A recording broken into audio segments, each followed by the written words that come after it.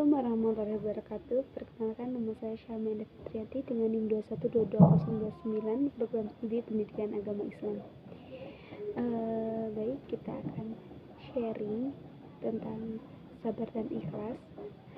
Sebelum itu, mari kita panjatkan puji syukur kehadirat Allah Subhanahu wa Ta'ala yang telah memberikan rahmat serta hidayahnya kepada umat manusia.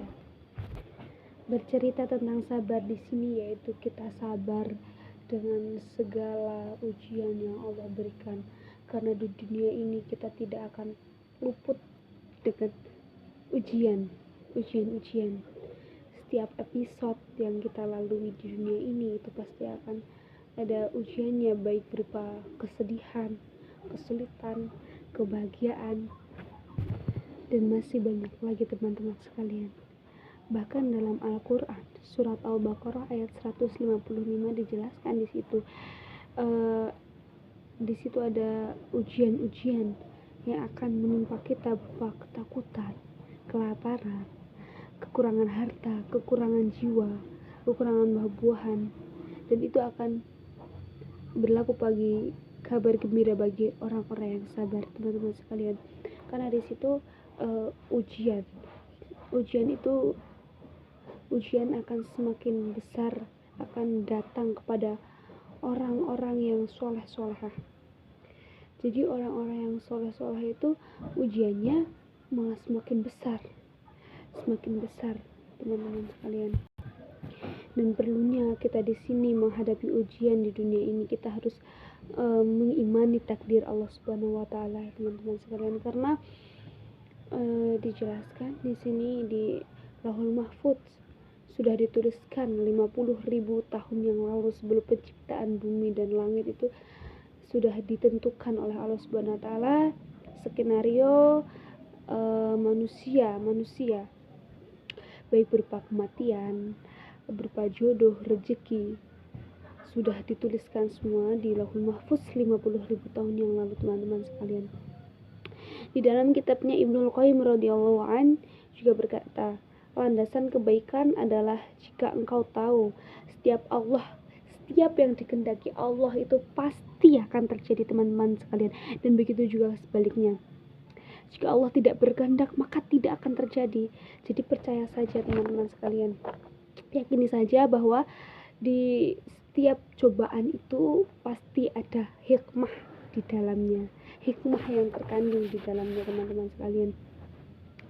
Di dalam surat Al-Mu'minin ayat 115 sampai 116 Allah Subhanahu wa Ta'ala berfirman, maka apakah kamu mengira bahwa sungguhnya kami ciptakan kamu dengan main-main saja, dan bahwa kamu tidak dikembalikan kepada kami? Maka Maha tinggi Allah Raja yang sebenarnya, Maha tinggi Allah pemilik arsy, teman-teman sekalian. Jadi yakin saja setiap ujian yang Allah berikan kepada kita, kehidupan pasti di penghujung ujian sana pasti akan ada kebahagiaan yang menunggu kita, pasti ada hikmah. Semisal kita dekat nih sama orang, teman-teman sekalian, tapi kita dibuat sakit hati sama orang tersebut karena kita salah jalan, kita terlalu mengharapkan hambanya, bukan pemilik hambanya, bukan penciptanya. Kita salah jalan, teman-teman sekalian. Makanya Allah mengingatkan kepada kita dijauhkan oleh Allah Subhanahu wa Ta'ala dengan orang tersebut, teman-teman sekalian. Biar apa? Biar kita mendekatkan diri kepada Allah, teman-teman sekalian. Di situ kita harus ikhlas, teman-teman sekalian. Kita harus sabar menghadapinya. Kita dijauhkan Allah mana yang tahu yang terbaik buat kita. Mungkin kita mikirnya kita dijauhkan, kita merasa paling sedih, kita merasa paling sengsara di situ. Mungkin Allah menjauhkan karena Dia itu tidak baik untuk kita, dan pasti akan ada hikmah. Mungkin kita dipertemukan dengan orang yang lebih dari Dia, orang yang soleh, seperti itu, teman-teman. Ya, kembali kepada tadi, ingatlah ujian yang menimpa kita itu tidak ada apa-apanya, teman-teman sekalian. Kayak misalnya gini saja, jika urusan dunia kita lihat di bawahnya kita, teman-teman sekalian. Jika urusan akhirat kita lihatlah di atas kita. Jadi seperti ini, kita urusan dunia kita melihat di bawahnya kita. Seperti kita mendapat ujian dari Allah itu bukan kita doang yang merasa sengsara. Jangan merasa paling sengsara karena ada orang lain yang lebih sengsara daripada kita, teman-teman. Contohnya di hadis dijelaskan Rasulullah, musibah yang menimpaku maka akan menghibur kaum muslimin, seperti itu. Jadi ada sahabat bertanya, teman-teman sekalian, kepada Rasulullah, manusia manakah yang paling sengsara di dunia, seperti itu. Rasulullah menjawab, para nabi, seperti itu. Karena ujian-ujian yang ujian-ujian besar, ujian-ujian yang datang itu akan ditimpakan kepada mereka-mereka yang manusia yang soleh-solehah, seperti para nabi. Para nabi ujiannya sangat besar. Contohnya ya Nabi Muhammad SAW, dari kecil sudah ditinggal oleh ibu bapaknya, ditinggal oleh pamannya, ditinggalkan oleh orang-orang terkasihnya, habis hartanya, ditinggalkan istri tercintanya, seperti itu, teman-teman sekalian. Karena ujian itu akan terus berjalan, teman-teman sekalian, maka sabar dan ikhlas itu adalah wajib untuk kita, teman-teman. Sabar dan ikhlas itu akan menjadikan kamu seseorang yang mulia dan terhormat di dunia, sekalipun kamu itu bukan siapa-siapa. Karena ujian itu akan datang. Seperti kamu melewati ujian pertama ini dan kamu harus bersabar.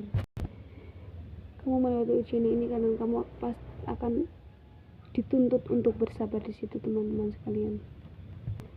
Dan yakinilah saja bahwa setiap kesulitan pasti ada kemudahan. Fa inna ma'al usri yusra, inna ma'al usri yusra. Setiap kesulitan pasti ada kemudahan. Karena percayalah saja, teman-teman sekalian, Allah Subhanahu wa taala tidak akan menguji hambanya di atas batas kemampuannya. Jadi percaya saja, ketika Allah menguji kita, kita mikirnya kayak gini, ya ampun, Allah ngasih ujian sebesar ini, berarti kamu itu memang kuat, teman-teman. Karena apa?